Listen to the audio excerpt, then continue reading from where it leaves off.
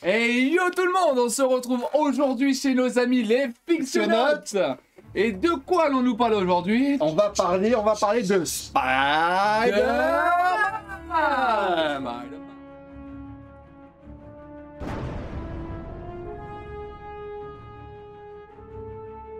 Alors, ce petit personnage en collant, avec sa combinaison, est-ce que tu peux nous en dire un peu plus? Bien sûr, mais en même temps, on connaît tous Spider-Man.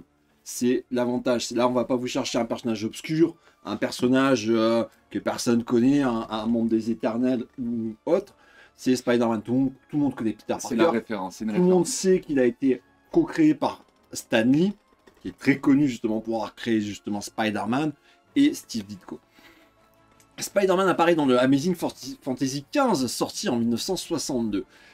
Spider-Man, c'est un peu le pari justement de Stan Lee qui se dit à ce moment-là, Marvel, avant Spider-Man, ils n'avaient pas forcément beaucoup de super-héros. D'accord. C'était pas le style. Dans Marvel, ils ont fait beaucoup de westerns, ils ont fait de la science-fiction, ils ont fait des romances comics, mais le super-héros chez Timely Marvel Comics, c'était pas ça, ça n'existait pas. Donc Stan Lee se dit, allez, ça passe sous sa casse, Amazing Fantasy XV, on va lancer un mec en collant en super-héros. Comme Stan Lee, c'est un bon faiseur, il se dit, on va prendre un truc qui marche déjà bien chez les jeunes, on va s'inspirer un petit peu de ce qui se fait dans les Archie Comics, connu pour la série, son adaptation en série Riverdale. Et donc on va coller ce milieu high school américaine, lycéen, et on va coller au nul de service des super pouvoirs. D'accord. Et donc là, Spider-Man était né. Et ça devient une légende dans le monde du comics, quoi. Au-delà du monde du comics, je pense que Spider-Man, ce qu'il a d'universel, c'est que c'est pas qu'un personnage qui va parler dans le monde de la bande dessinée, c'est un personnage qui rapidement va sortir des pages et va parler à énormément de monde. Il a un design qui est sobre et efficace. Tu ne sais pas comment s'appelle le personnage, mais tu le vois, tu sais que c'est Spider-Man. Bien sûr. L'homme araignée, il a le costume en lui, c'est un des costumes sûrement de super-héros les plus iconiques et les plus reconnaissables. D'accord. Du coup, ce personnage-là, Spider-Man, on le retrouve, je crois, dans les années 70, enfin à la télévision, incarné par Nicolas Armand. Et par la suite, on le trouve un peu dans les jeux vidéo, les 80, 90. Bien avant les jeux vidéo, il a été très connu pour un dessin animé réalisé par les studios Hanna-Barbera. D'accord. Hanna-Barbera, hein, c'est un gros studio de l'animation américaine. Les Jetsons, les Flintstones, tous les pierres à feu. C'est vraiment le gros studio qui fait du dessin animé à cette période. Donc, il passait le samedi matin aux États-Unis. Okay. C'est de là que nous vient ce fameux générique qu'on va réentendre dans les différentes versions de Spider-Man. Spider-Man. Does whatever a spider can, spins a web any size, catches thieves just like flies. Look out, here comes the Spider-Man. C'est magique, c'est mythique. L'araignée en français, ça vient de là. Ça vient de se choter. Et t'as même la version Simpson. Spider cochon, il s'est grimpé au plafond. Ouais. Hello darkness, my old friend. C'est dire, en fait, ça illustre à quel point, je veux dire, cette chanson, cette comptine pour enfants, je pense que tous les gamins du monde la chantent à un moment donné. Bien sûr. En tout cas, ça prouve bien que ce personnage, il a un potentiel à séduire les jeunes. Tout le monde, moi les jeunes particulièrement, mais tout le monde au-delà des pages du comics. C'est un personnage qui est universel, c'est un concept qui est cool, ça parle, c'est un jeune, ça parle de pouvoir, ça parle de responsabilité. Et on se retrouve un peu tous là-dedans en tant que petite geek au collège, lycée, on arrive un peu à s'identifier. Je pense que ouais, le facteur d'identification est fort chez Spidey. Et du coup, bah, bien entendu, le film qu'on attend tous va sortir le 15 décembre prochain, mais avant tout, retour en arrière. On a le droit enfin à la première adaptation au cinéma de Spider-Man réalisée par Sam Raimi et dans le premier rôle, la révélation... Tobey Maguire. Et là, à partir de là, Peter Parker, on met un visage au cinéma, Tobey Maguire incarne ce héros et devient emblématique pour toute une génération.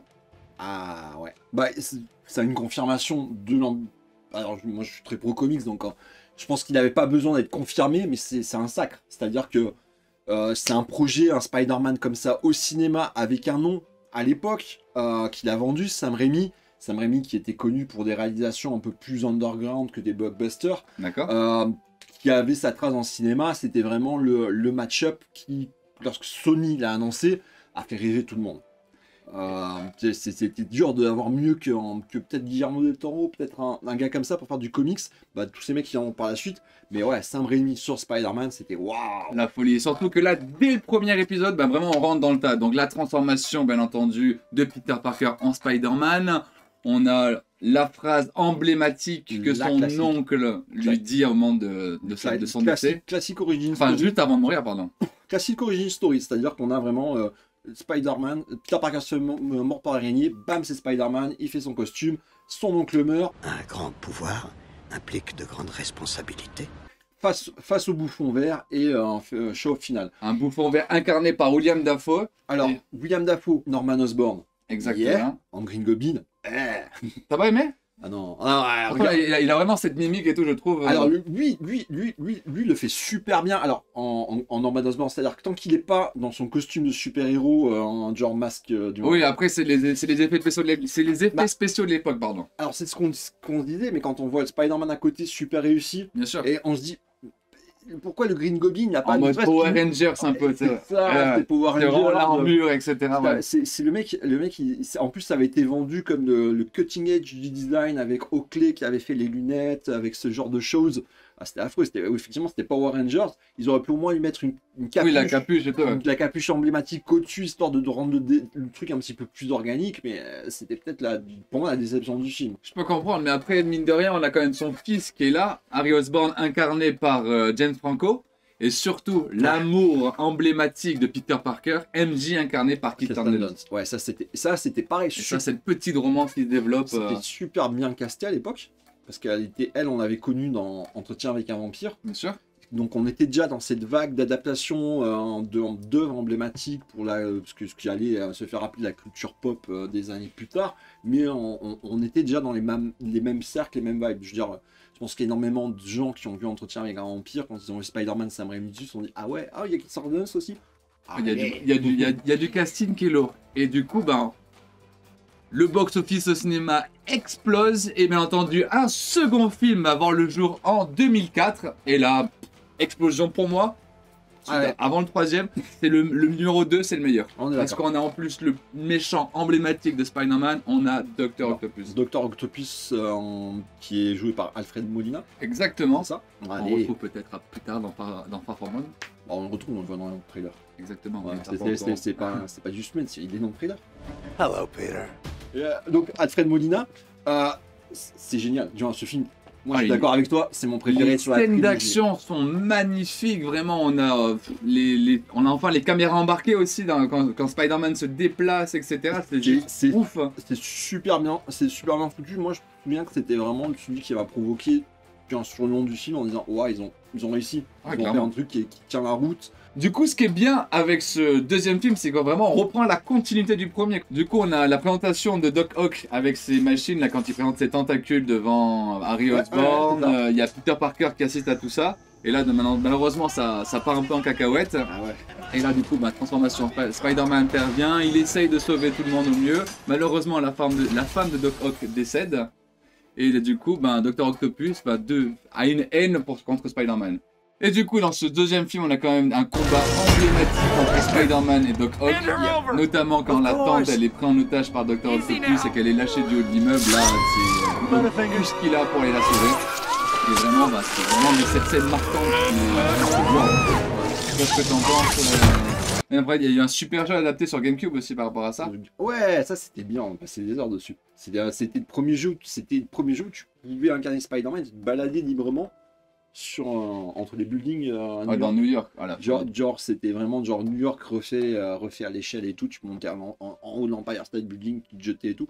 On passait des heures à se balader juste en tant que Spider-Man parce qu'on n'avait jamais l'opportunité de le C'était faire. un peu un open world pour l'époque. quoi. C'était un open world pour l'époque, ouais, c'est exactement ça, mais c'était surtout tu passais des heures à jouer à Spider-Man. D'ailleurs, donc on va enchaîner sur Spider-Man 3. 3, qui a été, pour moi, Une Ah. farce. totalement. À savoir pourtant qu'à sa sortie jusqu'aux années 2010, ça a été le film le plus cher en termes de budget en réalisation. Ouais, Waterworld à son époque aussi. Ils ont tout donné. Et du coup, il a tenu un certain temps au top des films les plus chers, mais c'est pas pour autant que ça a été un très bon film. Au contraire, ils ont voulu trop en faire. Il y a eu l'apparition de l'homme sable. Ils ont voulu faire un pseudo Venom parce que comme Sony n'avait pas la licence, ils l'ont pas appelé Venom. C'était juste resté un symbiote. On a un Eddie Brock qui est ridicule. On a une Gwen Stacy qui est ridicule. Personnellement, le 3. Il y avait de bonnes idées, mais c'était voilà, c'est le film de trop pour Sam Raimi. à mon avis. Ouais. Et effectivement, bah, on comprend que bah, ils étaient obligés de faire un reboot. C'est la suite du coup. Ben, malheureusement, pas de Spider-Man 4 pour Tobey Maguire. On n'aura pas non plus le vautour incarné par John Malkovich, ni même, je crois, un Mysterio incarné par Campbell. Oui, tout à fait. L'accord fétiche de Sam Raimi qui campait Ash dans les Evil Dead, qui apparaît par exemple en tant que arbitre dans le match de catch en début du Spider-Man 1. Et dans le 2, c'est lui qui refoule aussi Peter Parker à l'entrée du théâtre. Ouais, donc lui il apparaît quasiment dans tous les films de Sam Raimi de toute manière. Donc ouais, effectivement, de là à ce qu'il ait un rôle important. Il aurait peut-être pu l'avoir dans un 4e Spider-Man, mais finalement, on prend Sam Raimi. Malheureusement, on va devoir l'oublier. Peut-être dans un nouveau Spider-Man prochainement. Affaire à suivre. Petit saut en avant maintenant, on part en 2012 avec une nouvelle adaptation, un reboot. On part sur The Amazing Spider-Man et avec au casting maintenant de Peter Parker, nous avons Andrew Garfield. Alors, à partir de maintenant, j'annonce, ça devient mon Spider-Man préféré. Ah. Je suis fan d'Andrew Garfield dans tous ses films et pour le coup, cette adaptation, moi j'ai kiffé. Ah. Apparemment, on n'a pas le même. Ça va être les mêmes problématique. Hein. T'as pas du tout aimé. Le premier non. Non, Ah ouais le premier non. À la limite, t'avais un côté Tony Hawk qui joue à Spider-Man qui était rigolo.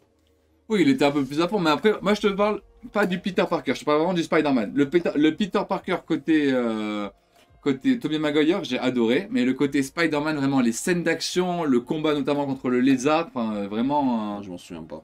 Ah, Ça va vraiment pas marquer. Et même pas l'apparition de Gwen Stacy, etc. Ah ouais, Gwen Stacy, elle est fantastique dans ce film. Ça, Avec d'accord. Emma Stone. Ça, je valide Gwen Stacy dans ce film, c'est vrai. Ça, c'est vrai. On découvre du coup voilà ce nouveau Spider-Man, un nouveau méchant, voilà l'homme lézard, et on va partir maintenant sur le The Amazing Spider-Man 2 sorti en 2014. Et là pareil, on a de nouveau un gros meltpot avec plein de méchants. Alors j'ai préféré celui-là.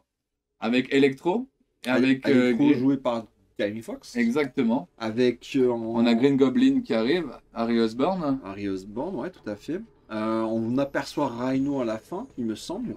Tout à fait. T'as préféré du coup ce second film de The Amazing par rapport à la première? Je préfère le second Amazing que le premier Amazing. Le premier Amazing pour moi il était il a le mérite d'exister pour toi. Non, c'était vraiment nul. Pour moi. Bien sûr, bien sûr. Après ça fait longtemps que je l'ai pas regardé, peut-être que je redonnerai sa chance, mais ça m'a pas plu. Mais on est sur quand même 10 ans après le premier, donc tu vois, il y a quand même à chacun sa génération, comme mine de rien. Ouais, et on voit les évolutions à chaque fois des Peter Parker. Moi je trouve que 10 ans après le premier, faire moins bien que le premier, c'était pas un exploit.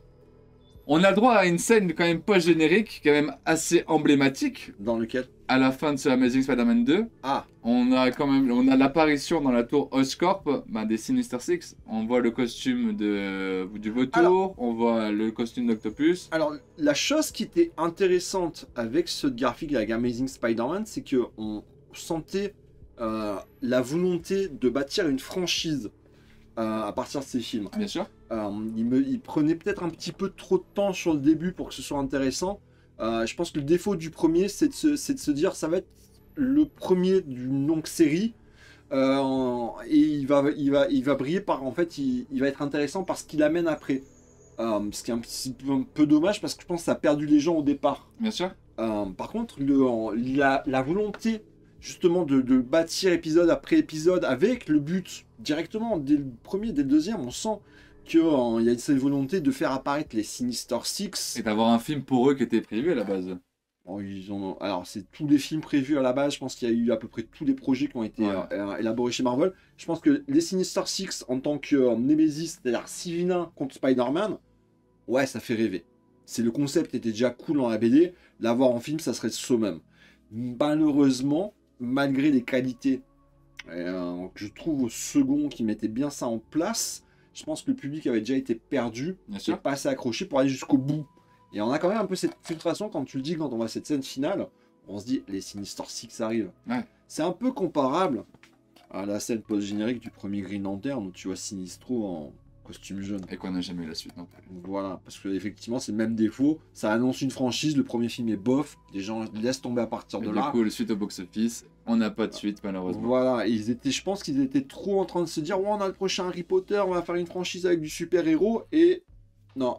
Fin Non, de les, l'histoire. les gens ils n'ont pas accroché, ils avaient plus envie de ça à ce moment-là. Du coup, 2014, voilà, Mark Verb arrête les réalisations des The Amazing Spider-Man après seulement 2 épisodes.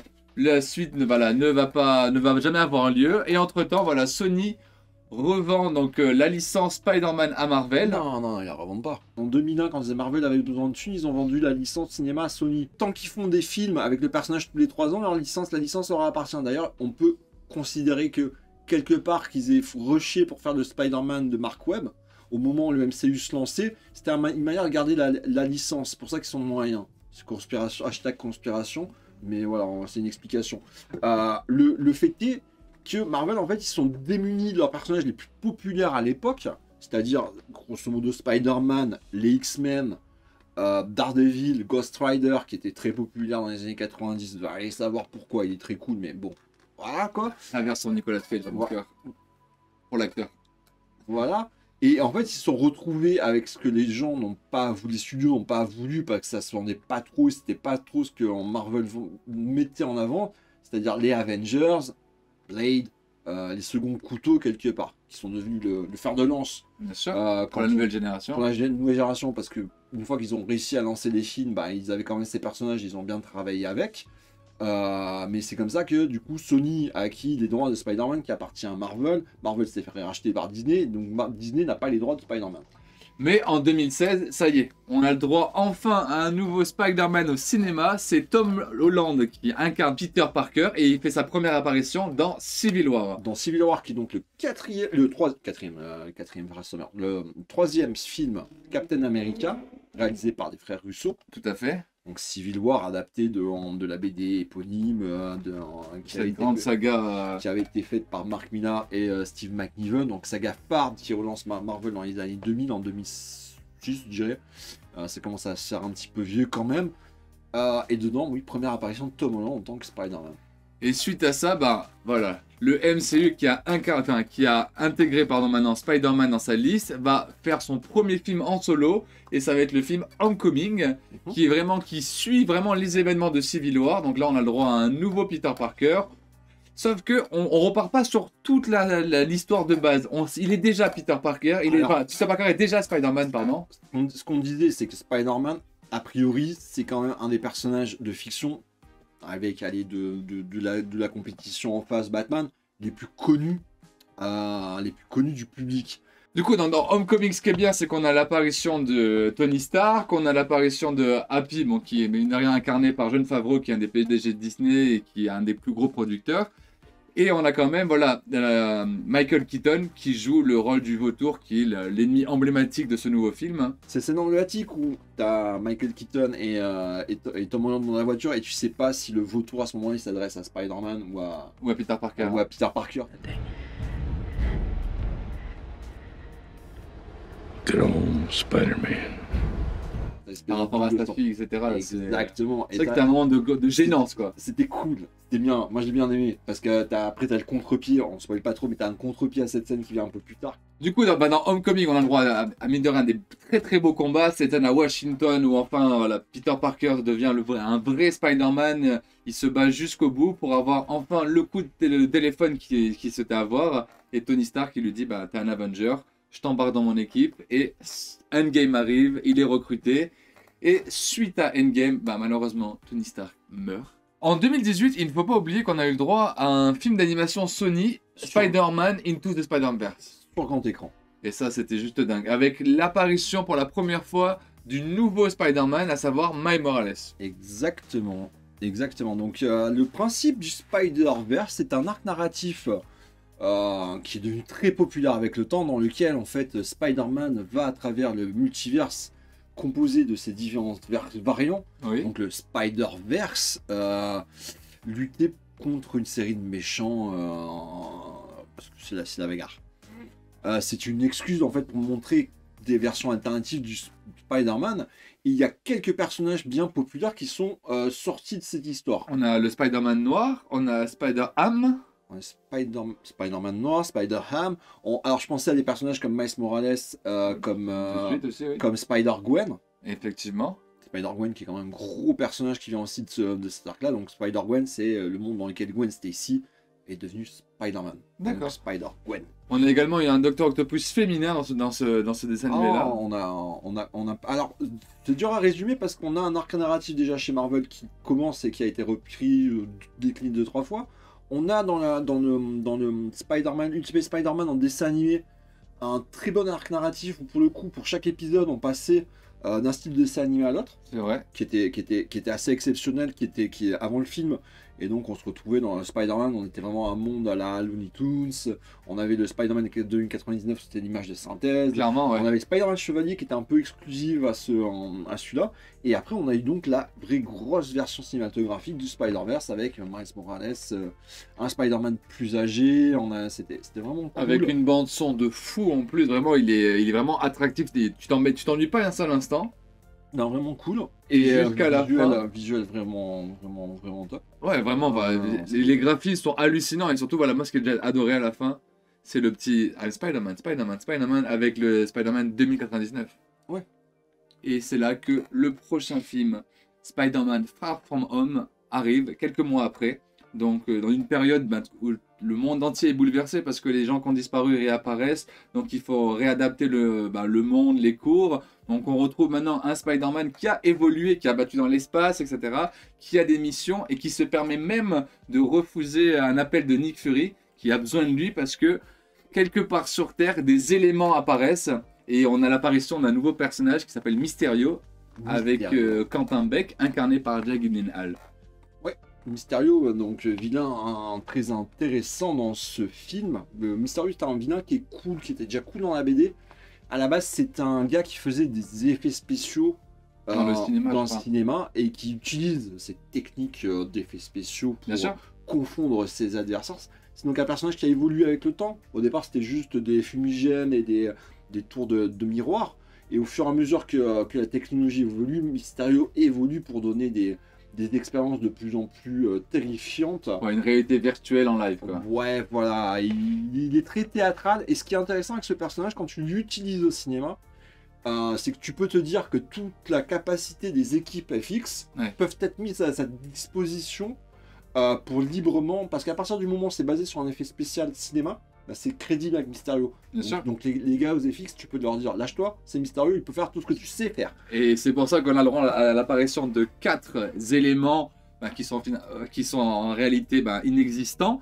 Et c'est surtout que Quentin Beck, quand il se présente comme un personnage d'une autre dimension. Donc il parle pour la première fois du multivers. Même Tom Holland est étonné qu'il y a alors ça c'était cool, mais c'est un petit peu pour ceux qui ont regardé la vidéo précédente, c'est un peu une vendavision en devant un tout petit peu le multivers en te disant non, c'est pas vraiment le multivers. Ça, on prend un gros pas quand vous faites ça. On prend un gros coup dans la gueule, il n'y a pas d'autre mot. Quand Quentin Beck reçoit les lunettes Edith de Tony Stark et l'héritage qu'il fait à Peter Parker, et à partir de là, au moment où il a les lunettes, Parker. Faudra qu'on parle avec Peter Parker parce que pour un gars qui dit dont la devise c'est avec de grands pouvoirs, de grandes responsabilités. Le grand pouvoir, il le file au premier gars qui directement. Sachant que les lunettes Edith, tu peux tout contrôler la technologie de Stark et effectivement. Peter Parker, mauvais point. Là, il a tout gâché et c'est là où on voit que Quentin Beck est un vrai arnaqueur et que c'est là le film commence à partir. On se dit mais ce gars-là, c'est qui, c'est quoi, y a-t-il vraiment un vrai multivers? Et voilà, de gros combats se font sur Prague, à Londres et amènent à ces scènes post-génériques où à la fin du combat entre Peter Parker et Quentin Beck, on a la mort de Mysterio. Sauf que, malin comme le lynx, avant de mourir, il a fait un dernier enregistrement, vrai ou pas, en disant et en dévoilant au monde entier que Peter Parker est Spider-Man. Et ça fout la merde. Exactement. Avec en plus l'apparition de J.J. Jonas qui fait lui-même l'interview. J. Jonah Jameson, qui est à nouveau incarné comme dans le Spider-Man 1 par J.K. Simmons. Exactement. Alors on se pose plein de questions, c'est la merde pour Peter Parker, fin du film, Et là, on doit attendre quelques temps quand même pour avoir des suites. Mais avant de parler du film tant attendu qu'on attend tous le 15 octobre, à savoir No Way Home, No Way Home. on a quand même deux films qu'on a eu au cinéma, Venom 1 et 2 incarnés par Tom Hardy, Ouais. qui ont le mérite d'exister, avec un petit clin d'œil à la fin du second film face à Carnage, où on voit apparaître Tom Holland à la télé. Alors, c'est plus qu'un clin d'œil. La scène post-générique de Carnage, alors c'est toujours pareil, on parlait des trilogies tout à l'heure qui valaient par la suite. Là, on est un peu sur un film qui est sympa, qui est pas fou. Par contre, à la toute fin, si on reste après le générique, tout ça, on a l'habitude avec Marvel, mais finalement, mettez ces scènes dans les films, peut-être qu'ils seront plus intéressants. On a Carnage qui est excusez-moi, le symbiote et Eddie Brock qui sont, donc Venom, qui sont dans une chambre d'hôtel. Petite discussion sur d'où tu viens symbiote, attends, je vais te montrer. Bam, c'est magique, la chambre d'hôtel change d'apparence. L'écran de télé s'allume, on comprend qu'ils ont donc changé de réalité. Tout au moment sur la télé, Venom se lèche la télé, lèche la bouille à Tom Holland en disant c'est lui. Et donc là, on s'aperçoit que non seulement ils ont changé de réalité, On fait un gros que le rapprochement avec... symbiote connaît Spider-Man, peut-être même cette version-là. Bien sûr. On est dit, on doit se demander si même s'il ne s'agirait pas du... Ça va me faire mal de le dire, du symbiote qu'on aperçoit dans le Spider-Man 3 de Sam-Raimi. Ah, ça fait mal. Mais surtout, ce qui met encore plus le doute, c'est la bande-annonce aussi de Morbius, film qui sort l'année prochaine, un des autres méchants emblématiques de Spider-Man, où on a plein de clins d'œil aux différents univers de Spider-Man. Ah ouais, alors Avec là, le Daily alors, Bugle, avec Michael Keaton qui apparaît en tant que vautour, etc. Enfin bref, c'est un bel pote. Je pense que cette bande-annonce a été faite pour te casser la tête. Ah, j'ai l'impression. Ils sont très très forts avec chez Marvel, chez Disney, dans le monde... Voilà, c'est Sony, ils ont un Disney, à mon avis, on dit ouais, faites ce que vous voulez, mais... Oui, mais t'as quand même quelques clichés, mais effectivement, ça nous rend fous, parce que jusqu'au bout, et même avec les deux premiers trailers qu'on a eu de No Way Home, là, Doctor Strange qui arrive pour justement changer la réalité, pour faire oublier au monde entier que Peter Parker est Spider-Man, et là, ça marche pas a priori. Il a l'air de se foirer bien comme il faut. ça, on n'a pas la réponse. Le trailer, ce qu'il te laisse sous-entendre, c'est Peter Parker n'est pas content car son identité secrète a été révélée. Il va voir son poteau Doctor Strange. Il lui dit mec, arrange-moi le coup, je veux plus qu'on sache que je suis Spider-Man.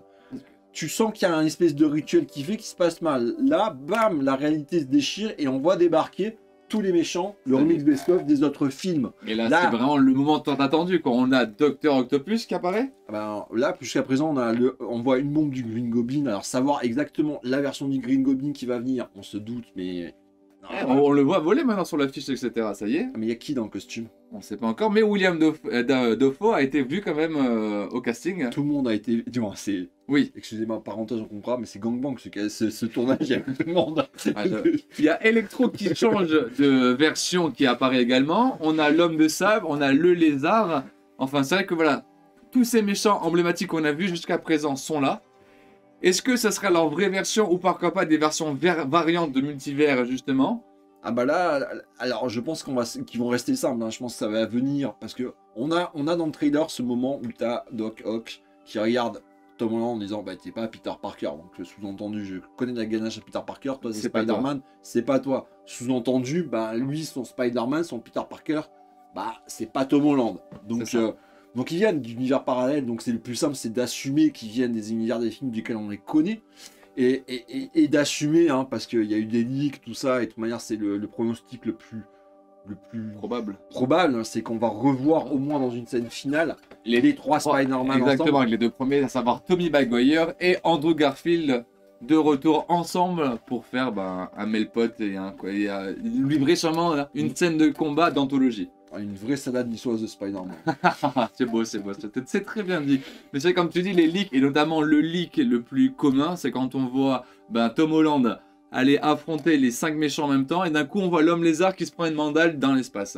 Alors moi je pense pas que c'est suffisant, parce que, a priori ça pourrait très bien être Venom à cet endroit-là.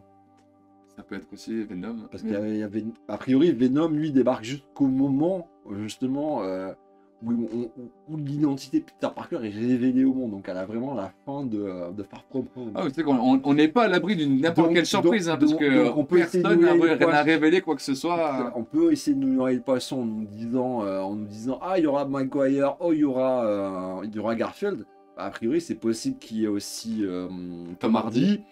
C'est possible qu'il incarne Venom. C'est possible qu'il soit d'un côté contre Spider-Man avec les Sinister Six ou qu'il soit avec Spider-Man contre Ouais. les Sinister Six. Ouais, mais il peut y avoir une apparition du vautour et pourquoi pas même dans Là- toute cette post-générique Morbius aussi. Voire dans même Et Blade. Alors Blade non parce que c'est vraiment Marvel Studio Blade. D'accord. Donc je pense pas qu'il sera là. Blade, la rumeur, alors c'est pareil, c'est de la rumeur. La rumeur qui est faite, c'est que au-delà du nouveau reboot de Blade, il y aurait aussi un Blade peut-être téléfilm ou série télé Disney+, qui reprendrait d'un côté Wesley Snipes dans son rôle, Ouais. et Le nouveau. pas du tout, non, encore mieux mec. C'est la supputation. Nicolas Cage Ghost Rider qui fera un team-up Blade Ghost Rider avec les deux vieux acteurs. En tout cas, ça. Alors là, Quentin, là, je suis il est content. Hein. au jeu du multivers, au jeu de qui va apparaître dans ce film, les comptes Twitter et les comptes des réseaux sociaux de divers acteurs impliqués avec des projets du MCU, Marvel en série, Netflix, avant tout ça, nous ont révélé quelques indices. À savoir. À savoir que l'acteur qui joue Matt Murdock a dit qu'il ferait une apparition en tant que Matt Murdock, pas forcément En tant que Daredevil, Daredevil, bien sûr, oui. en tant que Matt Murdock dans le film, que l'acteur qui joue dans Caïd a lui-même dit, bah c'est moi, genre, faut savoir Je que reprends peut-être mon rôle du faut, Caïd. faut savoir que le Caïd, tout début dans l'univers Marvel, c'est pas un ennemi de Daredevil, il apparaît dans un épisode de Spider-Man. Donc, On le voit justement dans Into the Spider-Verse. ah aussi, ouais. Donc c'est Totalement. possible que ce soit aussi un des Sinister Six qu'il apparaisse, mais tout ça a été démenti, puis on a dit oui, puis peut-être que le Caïd il va apparaître dans Hawkeye, puis peut-être, on sait pas. Donc tout est possible, jusque-là c'est bien, on est dans la période où on peut faire plein de théories Ah oui, fumeuses de toute sur façon, ce qu'il y aura, ce qu'il y jusqu'au aura pas. 15 décembre, de toute façon, toutes les théories vont continuer à fuser, les trailers vont commencer à sortir de plus en plus des spots TV pour nous en mettre plein les papiers. Et au final, la seule réponse qu'on aura, c'est le 15 décembre au cinéma. Donc ça sert à rien de chipoter, de se faire des films. Moi, le premier, je dis Tu ça, mais penses que Bruce Campbell va revenir? un petit air de mystérieux. Qui sait? Si c'est qu'une illusion de Quentin Beck depuis le début, tout ça. Wow, Ça serait dingue. c'est profond. En tout cas, voilà. On vous donne rendez-vous le 15 décembre prochain au cinéma pour voir le film tant attendu Spider-Man No Way Home. Et puis, une nouvelle fois, merci d'avoir regardé cette vidéo jusqu'au bout. Merci à vous. Merci les Fixonautes pour nous avoir hébergés pour ce salon qui est juste magnifique avec toutes ces covers de Spider-Man. Bref, ce héros de notre enfance, j'ai qu'un mot à dire. Spider-Man, Spider-Man, Spider-Man. Allez, si t'as aimé cette vidéo, le petit rituel, le pouce bleu, on s'abonne et on met la petite son de cloche. On devrait le mettre au début de l'émission. En vrai, c'est bien pour ceux qui regardent jusqu'à la fin. Mais oui, Non mais si t'es là encore à la fin avec nous. Ouais. Oh, on n'a pas fini, toc toc toc. Voilà, si t'es encore là, merci. Tu vois, genre toi on t'aime beaucoup, tu vois, c'est parce que toi tu vas voir ça. T'as Les tenu, mecs, t'as c'est un tenu. peu la scène post-générique, il n'y a pas de générique parce que c'est un peu chiant. On va pas mettre 3 noms dans le générique, mais 5 minutes later. toi t'es là. Et ça, merci. T'es un vrai. T'es peut-être le seul vrai d'ailleurs. En tout cas, on te fait des gros bisous et on te dit à très bientôt. Allez, Ciao, ciao. ciao ciao.